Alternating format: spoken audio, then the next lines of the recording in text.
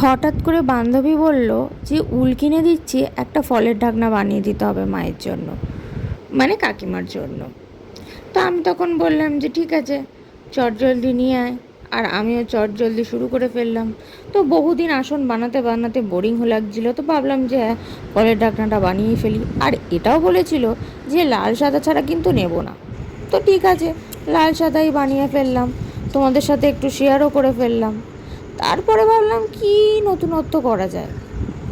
তো হ্যাঁ, ঝালর তো দিতেই হবে। তাই জন্য বলেছিলাম যে লাল আর কালারের সাথে একটু পেঁপে, মানে সবুজও বলতে পারো তোমরা, সেই কালারটা নিয়ে আসবি, শেষে ঝালর দেবো। তো এই দেখো, ঝালর দেওয়া শুরু হয়ে গেছে। তারপর মাথা থেকে বার করলাম যে না, মাঝখানে একটা গোলাপ ফুল বসিয়েই দিই। এখন তো দুর্গাপুজোর সময় না, নইলে শিউলি ফুলই বসাতাম। তো গোলাপ ফুল বানিয়ে এখানে চটজলদি বসিয়েও ফেললাম।